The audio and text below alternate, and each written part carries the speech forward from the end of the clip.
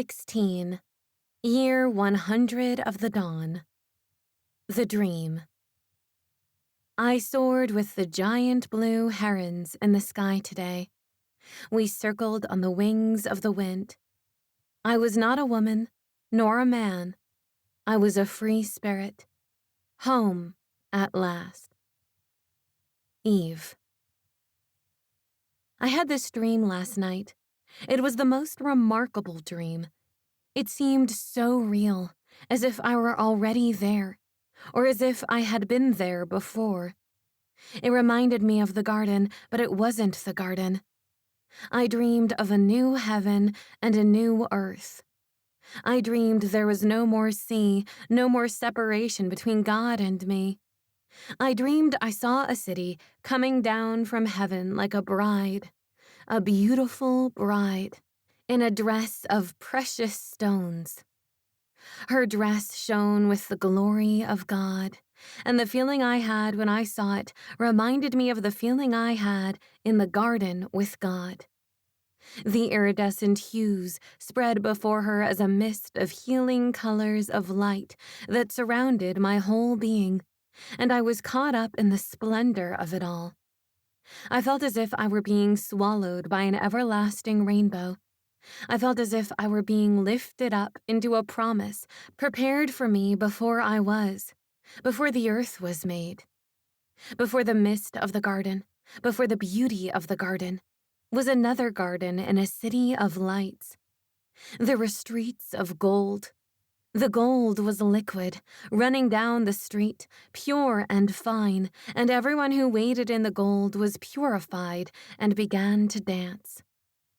The foundations of the city were shimmering like sapphires and diamonds that were so bright I could barely look upon them. I was not naked anymore. I couldn't feel my nakedness.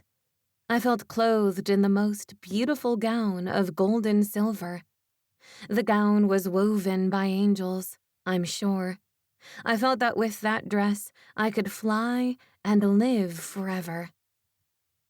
And I heard voices crying out from the new heaven, saying that we were now to be in this garden, which is the eternal canopy of God. And I heard that God would dwell with me, and I with God, and that I shall be with God forever. Not only that, but all of my children were in the train of my gown. Yes, I looked, and all my children and children's children and their children were in my gown, all of those that had called upon the name of God. I felt that we were all being swept into this glorious place. I saw my children, each one of them that ever was and ever would be, those who knew him. And I saw Elohim wipe the tears from their eyes. And then I realized that I heard no more crying.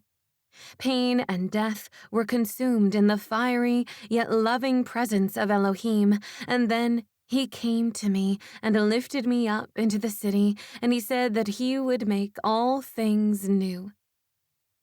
Then, unexpectedly, I wept, and my tears created a raging river that flowed around me like a noose. I wept with regret. I wept with remorse. I wept because if I had known him better in the garden, I wouldn't have needed to know anything else. Yes, I could learn anything I wanted and discover hidden truths and mystical mysteries, but there were no mysteries outside of God. They were all in God, and there was never anything else to find out. In fact, it was all a lie, that I could be like God. I was already with him, he in me and I in him. Elohim held the universe in the span of his hand. I thought of that nasty serpent, that angel of light, the created creature that was not at all made in the image of God, and how I listened to him and ate of the lie-ridden fruit, causing so much pain and suffering in the world. My world, the one that my descendants would inhabit. I had ruined my own world. I had taken my house down with my own hands because I was filled with rotten half-truths and devilish delicacies that did not satisfy. The noose around my neck tightened, and I could not bear the grief I held in my heart at the fate of humanity that had to dwell outside of the garden for thousands of years because of me, because of Adam, because of each and every one of us, because of our need to know more than God, when indeed there is no more to be known. For if we know him, we are known, and the cycle of life is complete in the knowing. I felt paralyzed, and I realized that I was, after all, in a dream, and that evil could come into my dream as well. I could feel the rope made of lies twisted together with other lies, the lies that the father of lies was telling me through the serpent, and I could not escape the tightening as it got worse. I felt as if a heavy presence was on my chest, and I couldn't breathe. Oh, how I wanted to be in the dream of the beautiful city, but I couldn't move. Then I felt the noose that was tightening around my neck become a sticky web that wanted to pull me in another direction, into a black hole that smelled of sulfur, a black hole surrounded by a ring of fire, a place of darkness eternally separated from God. It was just a dream, but it seemed so real. If you had been in the dream with me, you would know how I felt. I felt that all was lost, like I did when we were cast out of the garden and separated from God, after I made that fatal error from which there was no way back. Oh, if only I had not listened to all those twisted lies. They now came to haunt me, and here I was, before this beautiful, eternal city with no way in. It was at that twinkling, that ordained instant, that a hand reached out to me. I noticed the hand had been terribly scarred by deep wounds, and a voice spoke to me, although I couldn't see the face. It sounded like the voice of many waters, waters that would not engulf me, but would rescue me, and the voice said, "Behold, I make all things new." And the wounds of the hand touched the web noose around my neck, and it instantly disappeared. I was instantaneously in the city, where there was no night, and the light of the city shone with the glory of God, and I walked on the foundations of precious stones. The first foundation was jasper, then sapphire, and then chalcedony, emerald, sardonyx, sardius, chrysolite, beryl, topaz, chrysoprase, jacinth, and finally amethyst. There were gates of pearls, and then I saw it. The garden.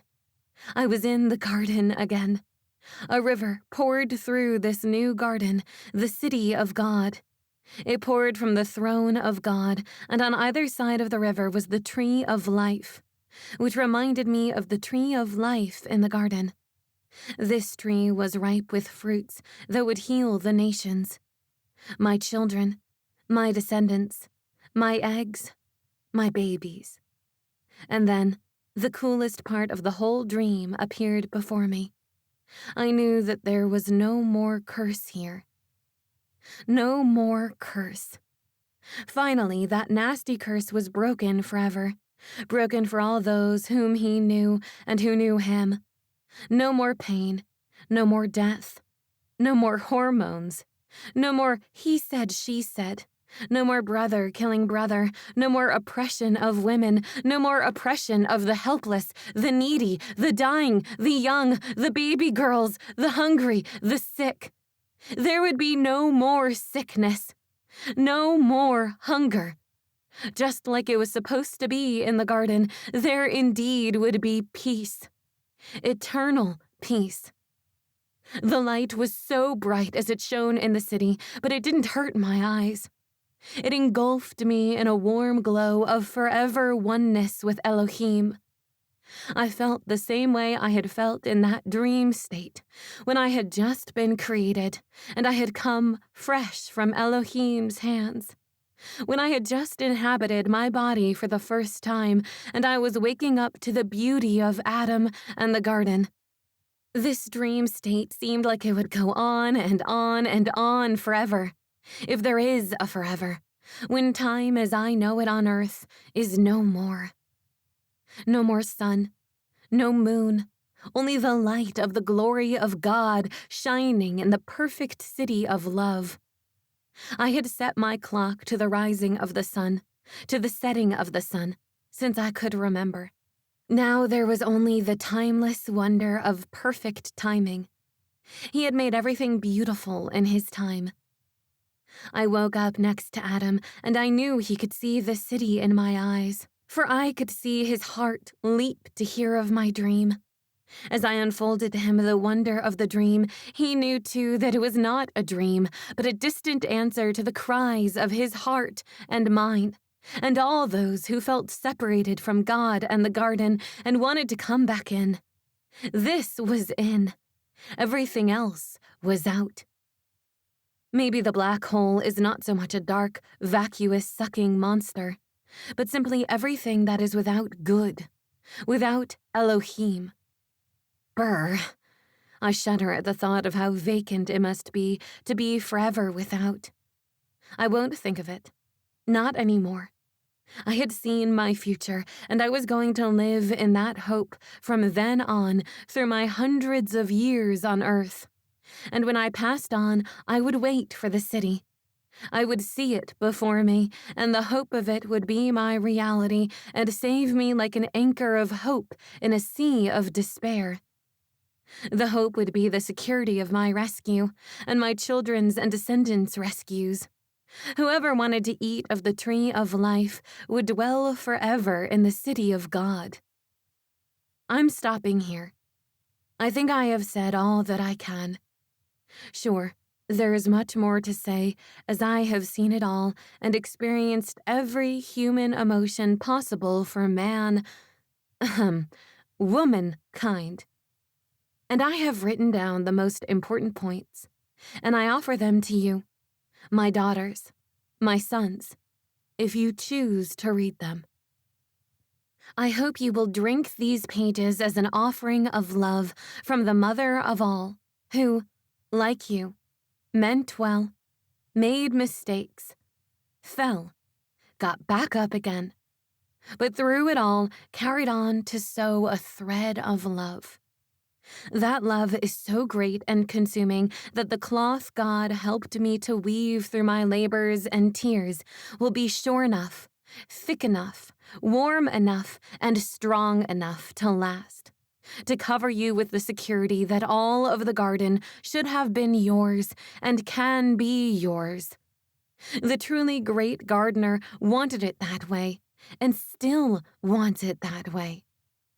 As I cover you with this comforter, woven from beginning to end, I pray that you will know, without a doubt, the warmth of the flawless, eternal mother, the mother that covers me, the mother side of God, El Shaddai. For when God created the heavens and the earth, he separated the light from the dark, the waters from the air, and went on to separate his creation into the perfect order of his design. But the man and the woman he joined. He made them perfectly to join into a perfect puzzle. In doing so, he desired to show the mystical union between himself and his human beings, and how he wanted us to come into complete union with him. This union of love cannot be separated by anything, not by life, nor death, nor angels, nor principalities, serpents of any kind, nor powers, nor things present, nor things to come, nor height, nor depth, nor any other creature. Romans 8. For this love I am persuaded to write these memoirs, to go out on a limb and spread my multifaceted cloth of laughter and tears, woven of these metaphors and lyrics of my inner soul's resounding revelations, over the world. I would like to love all of you, each one separately. I would like to jump into the future, into your present, and hold you when you cry and wipe each tear from your eye. I would like to give you all the answers to why there is and will be so much suffering in the world, to why there is pain and death. But I can only give you a glimpse of the garden of God and the love that flows from the river of living waters. If you decide to take a drink, you may not forget your questions and doubts, but you may find they won't matter as much anymore. Love will be your answer. The sun screamed, a universal red. God is not dead. I walk with him in heavenly places. Golden tears of moonlight watered the stars, nourishing the soul of the earth. The sky gave birth to the nocturnal nectar of the eternal dawn, of which I drank forever. Lauri Matisse. My song is a lullaby of love for you. I found my last tear on your face. Eve. Epilogue. The first woman. I met Eve sometime in my 30s, somewhere in the slavery. Well, slavery might be too harsh of a word, but get real, I am a woman. And when it became my time for reproduction of the human race, it was a split second on the man's part and 9 months, not to mention the rest of my life, on my part. Somewhere during that time, the word slavery must have entered my mind at least once or twice. But really, it is more like the feeling of love which brought about the act of sex, leading to the bond servanthood of motherhood. I birthed the babies, cared for the babies, and I served my husband with a loving heart, at the same time wondering, why did I care so much? Don't get me wrong, I love my children, each one of them. I have 4, 2 boys and 2 girls, perfect in every way. After carrying around their growing body within you for 9 months, after the pain of childbearing, the joy when you see your wee infant's face is irreplaceable. There is nothing that matches this joy, except for the inner joy that I have experienced in my own soul as I worship and have fellowship with my Creator through the Messiah, God's Son, Jesus. The reason that I mentioned the taboo word, slavery, is that at the time, it seemed I was enslaved to a much greater master that centered on love, sex, and the reproductive cycle. I hated being a woman, by the way. I don't anymore, but I did then. I felt women were treated as subordinates, and this always bothered me. I reflected on the fact that I could read about history, but not often herstory, because most likely a woman who might have made history had died in childbirth, or was under the burden of caring for her 10 children plus a husband, and never got to fulfill her dream to be a doctor, artist, or mathematician. She may have been a writer with no pen, and even if she had a pen, she may have had no time to jot her thoughts down on paper. I felt that somehow the placement of women in the big picture was not right. Husbands and hormones seem to control my life and many other women's lives. There must be more. While reading the Bible one day, I realized that almost every book in the Bible was written by a man. Jesus was a man. God proclaimed himself to be the Father, which later I came to realize might have more to do with King James English than God actually being the Father and only the Father, for I believe God is much more multifaceted than that. If you want to learn more about the real names of God, you can check out the Hebrew names of God and their meaning. Anyway, I felt that women were cheated somehow. Why? I felt a strong calling to write about God. Where did I fit in among generations of male writers, preachers, priests, prophets, and evangelists? I took the Bible and hurled it, yes, hurled it, across the room. OMG, what have I done? Did lightning strike me? Well, no. But a revelation came to me. It is his story, for some reason. And yes, as a woman, I am in some kind of slavery. It's called the curse. Now, you may not believe this, and frankly, I don't care. I'm merely sharing my first-hand experience with Eve and the Garden of Eden, to be precise, and how this encounter changed my life and my perspective as a woman forever. By knowing these truths, I was set free to live happier and more fulfilled than before. The curse. After Eve ate the first bite of the forbidden fruit, the fruit of the tree of the knowledge of good and evil, the one tree God said not to eat of, which she did, of course, and Adam followed suit. As a result, all of humanity came under a curse. The curse for women, in a nutshell, was husbands and hormones. Yet within that curse was an ultimate blessing found in her future offspring, which Eve has talked about in these pages. Men have their own curse. After the fall, they were cursed to toil for their food and any other sort of provision or productivity. But we women have taken on that curse as well, and some men are glad to give it up to us. So where are we women now, in the 21st century? I say this tongue-in-cheek, but haven't you ever heard that rhyme, "A man will work from sun to sun, but a woman's work is never done"? Now, another thing you must know about me, before you get all jumpy and start to gossip about me or point a finger at me, is that I was not happily married. So I may have been a bit sadder with the whole husband thing than others might be. This was my genuine experience. This is where I met Eve. And this is how she told her story to me. I have written it down, word for word. And as she spoke of the garden, her life in the garden and her life outside the garden, her voice sang like a melody of a quiet revolution that I grew to be a part of. Her words kept ringing in my ears until I had to publish her book. I hope you find wisdom in Eve's memoirs to set you free and equip you as a woman to live a more satisfying life in the garden, outside the garden, and in your own inner garden.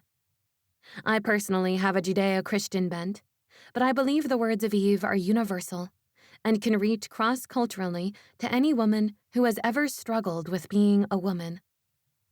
As Eve's daughters, we share a commonality that transcends national, religious, and racial borders.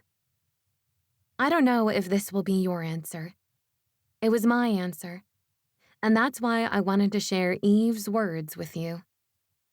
Lauri Matisse. The Spirit of the Lord God is upon me, because the Lord has anointed me to preach good tidings to the poor. He has sent me to heal the brokenhearted, to proclaim liberty to the captives, and the opening of the prison to those who are bound, to proclaim the acceptable year of the Lord and the day of vengeance of our God, to comfort all who mourn, to console those who mourn in Zion, to give them beauty for ashes, the oil of joy for mourning, the garment of praise for the spirit of heaviness, that they may be called trees of righteousness, the planting of the Lord, that he may be glorified. Isaiah 61. This has been Eve's Memoirs. The answers I needed to know as a woman I found back in the garden. Written by Ms. Lauri Matisse. Narrated by Emily Lawrence. Copyright 2015 through 2018 by Lauri Matisse.